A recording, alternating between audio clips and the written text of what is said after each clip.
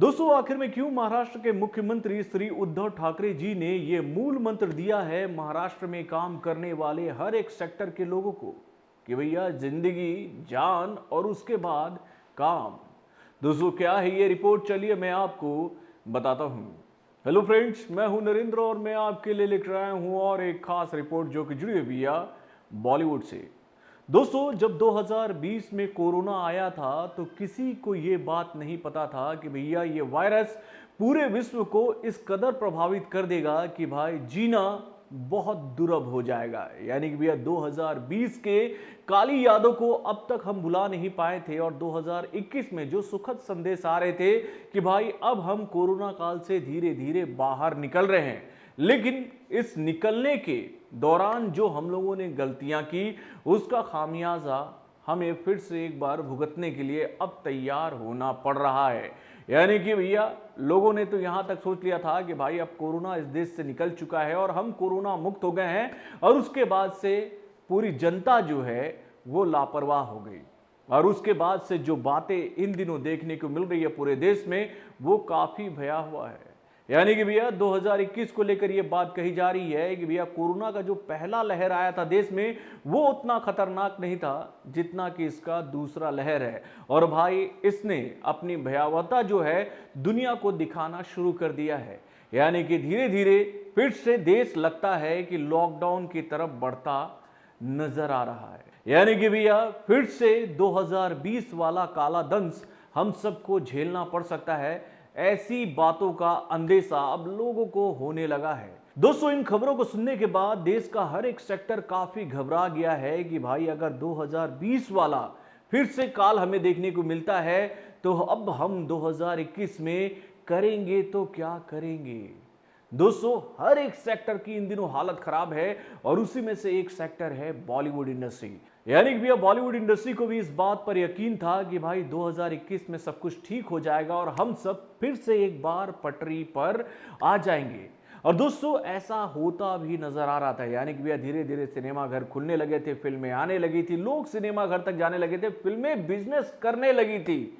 लेकिन किसी को क्या पता था कि भाई हम जो गलतियां करते जा रहे हैं उसके लिए हमें आगे अब तैयार रहना पड़ेगा। दोस्तों, आप लोगों को याद ही होगा कि हाल फिलहाल में ये खबर हम लोगों के सामने आई थी कि भाई अब सिनेमा घर जो हैं वो 100% ऑक्यूपेंसी के माध्यम से खुल सकती हैं।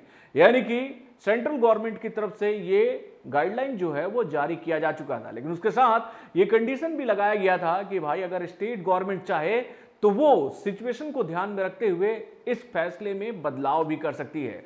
और दोस्तों, इसी वजह से कई सारे राज्यों में सिनेमा घर जो हैं वो 50% ऑक्यूपेंसी के माध्यम से ही खुले थे, या फिर कहें कि भैया लगभग पूरे देश में स्थिति ऐसी ही थी कि भैया सिनेमा घर जो खुले थे वो 50% ऑक्यूपेंसी के माध्यम से ही खुले थे। और अगर हम लोग बात करें बॉलीवुड की सर्किट की तो भैया यहां पर तो सिंगल स्क्रीन अभी तक खुल ही नहीं पाए थे।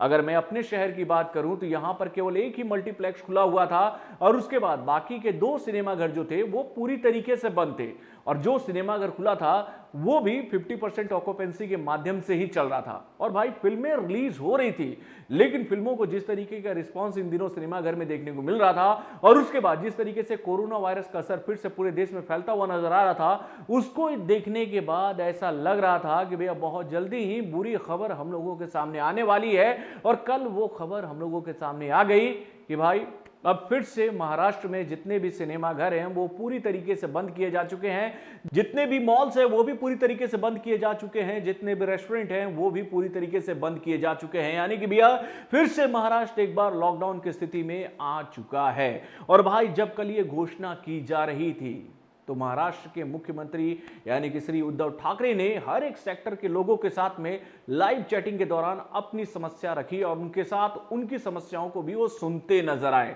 यानी कि भैया ये बात समझाने की कोशिश की गई है कि भैया जिस तरीके से कोरोना वायरस का असर पूरे महाराष्ट्र में फैल रहा है उसको देखने के बाद ये कदम उठाना जरूरी था। तो भैया अब यहां सवाल उठता यह है कि भैया जिन फिल्मों को सिनेमा घर में रिलीज होना था, जो बड़ी बड़ी फिल्में सिनेमा घर में आने वाली थी, उनका क्या होगा। तो भैया इसको लेकर अभी तक कोई भी नया अपडेट किसी के सामने नहीं आया है कि ये फिल्में सिनेमा घर में रिलीज हो रही हैं या फिर ये कहाँ जा रही हैं किसी को नहीं पता। यानी कि अगर मैं बात करूं सूर्यवंशी की, जिसको लेकर हाल फिलहाल में ही घोषणा कर दी गई थी कि ये 30 अप्रैल को आने वाली है, या फिर मैं बात करूं राधे और मोस्ट वांटेड भाई की, इस फिल्म को भी लेकर ये घोषणा की जा चुकी थी कि भैया ये फिल्म 13 मई को सिनेमाघर में आएगी। या फिर मैं बात करूं सत्यमेव जयते 2 की, इस फिल्म को भी लेकर ये घोषणा की जा चुकी थी कि भाई ये फिल्म रिलीज होगी इतने तारीख को सिनेमाघर में, यानी कि ईद के मौके पर इस फिल्म का सीधा मुकाबला होने वाला था सलमान खान की आने वाली फिल्म के साथ। यानी कि भैया बॉलीवुड की जितनी भी फिल्में हैं उनके लिए अब हम कह सकते हैं कि भैया ये बहुत ही बुरा दौर है। यानी कि भैया ये फिल्में काफी समय से इंतजार कर रही थी कि सिनेमाघर खुले, हम अपनी फिल्मों को सिनेमाघर में रिलीज करें। लेकिन भाई जिस तरीके से कोरोना वायरस ने फिर से अपना पैर पसारना शुरू किया है, उसको देखने के बाद अब तो लगता है कि वक्त और बढ़ने वाला है। यानी कि भैया जिंदगी, जान और उसके बाद काम, जो मूल मंत्र दिया है उद्धव ठाकरे जी ने, मैं उसका सम्मान करता हूं। उन्होंने बिल्कुल सही फैसला लिया है, क्योंकि भैया जब जिंदगी रहेगी तभी ना जान रहेगी, और जान रहेगा तभी तो काम रहेगा। यानी कि जब आप रहोगे ही नहीं तो भैया काम कहां से रहेगा। तो दोस्तों, सरकार के बताए हुए दिशा निर्देशों का पालन करें, क्योंकि कोरोना ना तो अमीर देखेगा, ना गरीब देखेगा, ना ताकतवर देखेगा, ना कमजोर देखेगा। जो लापरवाह उसे नजर आएगा वो उसको डस लेगा, बहुत बिल्कुल डसेगा। तो भाई बॉलीवुड को लेकर अब बुरा दौर चालू हो चुका है। यहां पे अगर हम लोग बात करें साउथ इंडस्ट्री की फिल्मों की, तो भैया अभी भी साउथ में जो स्थिति है वो सामान्य है, और वहां पर सिनेमाघर खुले हैं, लोग फिल्में देखने जा रहे हैं। लेकिन अब यहां सवाल ये उठता है कि भैया जो फिल्में पैन इंडिया के तहत ऑल ओवर इंडिया में रिलीज होने वाली थी, उन फिल्मों का क्या होगा। तो भैया इन फिल्मों के लिए भी बुरा दौर आ चुका है। यानी कि भैया हिंदी बेल्ट में ये अपनी फिल्मों को लाकर कुछ मुनाफा नहीं कमा सकते हैं। और भाई हिंदी बेल्ट का जो सबसे बड़ा टेरिटरी है वो है महाराष्ट्र का टेरिटरी, और महाराष्ट्र में सबसे बड़ा टेरिटरी जो है वो है मुंबई का टेरिटरी। यानी कि भैया मुंबई से ही सबसे ज्यादा बिजनेस करती है हर एक फिल्म जो कि भैया हिंदी में आती है। और भाई मुंबई की टेरिटरी जब बंद हो गई है तो भैया पैन इंडिया के तहत अगर फिल्में आती भी हैं तो भैया उन फिल्मों से किसी को कोई बेनिफिट नहीं होने वाला है। यानी कि भैया मैं बात कर रहा हूँ केजीएफ के चैप्टर 2 की, मैं बात कर रहा हूँ पुष्पा की, मैं बात कर रहा हूँ राधे श्याम की, मैं बात कर रहा हूँ RRR की। यानी कि भैया हर एक फिल्म के लिए बहुत बुरा दौर है, जिस तरीके का गाइडलाइन नया सामने आया है। तो दोस्तों, मैं यहाँ आप लोगों से यही अपील करूँगा कि सरकार के बताए हुए दिशा निर्देशों का पालन करें, यही बचे रहने का असली मूल मंत्र है।